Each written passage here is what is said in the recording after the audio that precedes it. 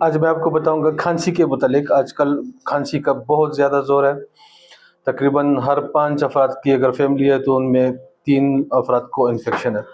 کھانسی کئی قسم کی ہو سکتی ہے. یا انفیکشن بیکٹیریل انفیکشن بھی ہو سکتا ہے, وائرل انفیکشن بھی ہو سکتا ہے, اور بہت ریئر کیسز میں کبھی کبھار فنجائی بھی ہو جاتی ہے, فنجل انفیکشن بھی ہو جاتا ہے. لیکن خطرناک صورتحال یہ تب اختیار کرتی ہے جب یا تو بچے, بوڑھے یا بیمار لوگ انفیکٹ ہو جاتے ہیں, اور اس سے بھی زیادہ خطرناک صورت یہ تب اختیار کر لیتی ہے یہ کھانسی جب گلی محلے میں بیٹھے جو افراد پریکٹس کرتے ہیں, ڈاکٹر نہیں ہوتے لیکن پریکٹس کر رہے ہوتے ہیں, وہ عموماً سب کو اینٹی بیکٹیریلز اور اسٹیرائڈس ایڈوائز کرتے رہتے ہیں. اور یہی سب سے خطرناک بات ہے. ایسے اگر مریض کو وائرل انفیکشن ہے تو یقین جانیے 90% کیسز میں آپ کے مریض کے ایکسپائری کا وقت قریب ہے.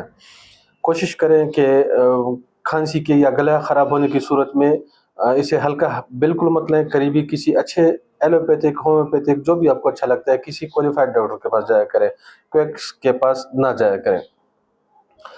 اچھا, انفیکشن اگر بیکٹیریل ہے یا وائرل ہے, دونوں صورتوں میں مریض کو شدید بخار ہوتا ہے. بخار کے ساتھ ٹھنڈ لگتی ہے. اور بیکٹیریل انفیکشن میں عموماً سپوٹم بھی آتا ہے, بلغم بھی آتا رہتا ہے. مریض کو بہت زیادہ تھکاوٹ, نکاہٹ محسوس ہوتی ہے, ہلنے تک کو دل نہیں کرتا. اگر یہ انفلوئنزا ہے یعنی وائرل ہے یا RSV ہے, دونوں صورتوں میں مریض کو بخار یقیناً بہت زیادہ نکاہٹ بہت زیادہ, کف بھی ہوتا ہے, ساتھ میں سنیزنگ چھینکیں بھی ہوتی ہیں, اور مریض کا ناک بہتا رہتا ہے. ایسی صورت میں مریض کی آنکھیں بھی سب سے پہلے انفیکٹ ہوتی ہیں, آنکھیں لال ہو جاتی ہیں, ان سے آنسو اور آنکھوں میں جلن اور خارش ہوتی رہتی ہے. وائرل انفیکشن میں یا RSV میں ایک علامت یہ بھی ہے کہ مریض کا دل خراب ہوتا ہے, کبھی کبھی الٹی بھی ہو جاتی ہے اور ڈائریا بھی ہو جاتا ہے. جوائنٹس میں, تمام بدن میں, خصوصاً جوائنٹس میں شدید درد ہوتا ہے, اور نیند ایسے مریضوں کی کم ہو جاتی ہے. کچھ کھانسی کی وجہ سے چیسٹ میں درد ہوتا ہے, اس وجہ سے کچھ نکاہٹ کی وجہ سے بیڈ ان کو تکلیف دہ محسوس ہوتا ہے. چونکہ بات بہت نازک ہے, معاملہ نازک ہے, اس لیے میں آپ کو ہرگز یہ نہیں بتاؤں گا کہ آپ دوائیاں استعمال کریں. فوری طور پر ڈاکٹر کا رخ کریں. اور ڈاکٹرز خواتین حضرات کے لیے میں نے ویب سائٹ کی لنکس دی ہوئی ہیں, وہاں سے جا کے کاپی پیسٹ کرتے ہیں یا کلک کریں. ایلوپیتھک, ہومیوپیتھک دونوں ٹریٹمنٹس دی ہوئی ہیں. ایلوپیتھک میں تو ہر وائرل اور بیکٹیریل کے یا فنجائی کے الگ الگ ٹریٹمنٹس ہوتی ہیں, تینوں میں نے وہاں پہ دی ہوئی ہیں. ہومیوپیتھی میں الگ الگ نہیں ہوتی, ان کی بھی میں نے ٹریٹمنٹس دی ہیں, وہاں سے جا کے نوٹ کریں اور اپنے مریضوں کو دوائیاں ایڈوائز کریں. اب کرنا کیا ہے, آپ جب اپنے مریض کو دوائیاں ایڈوائز کرتے ہیں, ساتھ میں ڈائٹ لازمی ایڈوائز کیا کریں. کھانسی کے لیے, نزلہ زکام کے لیے جو عموماً ڈائٹ ہوتی ہے. ایک اور آپ کو بات بتاؤں, یہ کھانسی جو آج کل بہت زیادہ ہے, ایشیا میں سب سے بہت زیادہ ہے, اس کی شروعات ہوتی ہے گلے سے. گلا خراب ہو جاتا ہے, گلے کے خراب ہونے کے 7 سے 10 دن کے بعد آہستہ آہستہ کھانسی پھیپھڑوں کی طرف نیچے اتر جاتی ہے, اور پھیپھڑوں سے کھانسی اور فلیگم, بلغم آنا شروع ہو جاتا ہے. تو لہٰذا اپنے مریضوں کو کوشش کریں فوراً اینٹی بایوٹکس ایڈوائز نہ کیا کریں. پہلے پتہ چلانے کی کوشش کریں, چاہے وہ اگر آپ پلس ریڈنگ کر سکتے ہیں, نہیں کر سکتے, سیکھنا چاہتے ہیں, میرے ویب سائٹ پہ وزٹ کریں.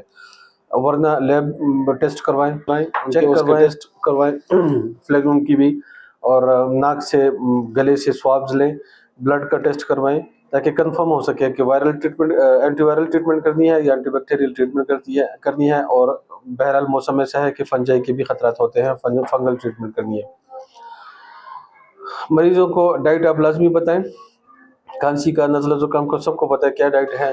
اور ڈاکٹر خواتین حضرات سے میری یہ ریکویسٹ ہے کہ, بلکہ عام لوگوں سے بھی یہ درخواست ہے کہ کوشش کریں کہ کمروں میں تقریباً سب لوگوں نے ہیٹر لگائے ہوتے ہیں, کوشش کریں سوئی گیس والا, نیچرل گیس والا یا گیس والا ہیٹر لگائیں, بجلی والا نہیں. نیچرل گیس والا ہیٹر لگائیں, یا کوئی چولہا خیر ٹیمپریری طور پر کمرے میں رکھ لیں, اس پر کسی پتیلی میں دیگچی میں پانی رکھیں, 1.5 2 لیٹر 3 لیٹر کا پانی ہو. یہ آپ کو ڈاکٹرز نہیں بتائیں گے, غور سے سنیں. اس میں 1.5-2 لیٹر پانی ڈالیں اور اس میں کلو 1.5 کلو آدھا کلو جتنا زیادہ ہو سکے عام سفید نمک ڈال دیں، کھانے والا نمک، ٹیبل سالٹ. یہ پانی ہیٹر پہ پڑا رہے گا، ابلتا رہے گا، کم ہوتا جائے، اس میں مزید نمک ڈالنے کی ضرورت نہیں ہے، پانی مزید ڈال دیا کریں. سوتے وقت ہیٹر آف کر لیا کریں، لیکن کتیلی یا برتن جو آپ نے ہیٹر پہ رکھا ہوا تھا نمکین پانی والا وہ کمرے میں ہی رہنے دیں. صبح دوبارہ سے ہیٹر لگا لیں. اور یہ آپ صرف رات کو آج رات کو کرتے ہیں، صبح دیکھیں آپ کو 60-80% آپ کو ریلیف ہوگا انشاءاللہ. کچھ لوگوں کو ہربل ادویات اچھی لگتی ہیں، ان کے لیے میں ہربل فارمولہ بتاتا ہوں. کسی پنسار کی دکان پہ جائیں اور پنسار سے لیں فلفر دراز، تلسی، برگی تلسی، اجوائن، ملٹہی اور ادرک اور کلمی شورا. ان میں یہ تمام چیزیں گرائنڈ کر لیں، کلمی شورا ان سے الگ گرائنڈ کر لیں، تمام کو باریک چھان کر ایک چھوٹا چمچ گرم پانی کے ساتھ صبح دوپہر شام، اور یا سلیمانی کاوے کے ساتھ صبح دوپہر شام، یا ادرک کے کاوے کے ساتھ صبح دوپہر شام، یا سونف کے کاوے کے ساتھ صبح دوپہر شام. چینی بالکل نہیں ڈالنی، چینی کی جگہ گڑ، شکر، کھجور جو مرضی ڈالیں، لیکن میری چوائس ایسی سچویشن میں جب لارنجائٹس ہو، گلا خراب ہو، سینہ خراب ہو، کھانسی ہو، نزلہ زکام ہو، گڑ سب سے بہترین چیز ہے. یہ نزلے کو، ریشے کو باہر نکالتا ہے، لنگس کو صاف کرتا ہے. بتائیے، احتیاط کیجیے اپنے بزرگوں کے ساتھ، اور جو گھر میں بیمار افراد ہیں ان کے ساتھ لازمی شیئر کریں. یہ معاملہ یقین جانیے سینسیٹیو ہے.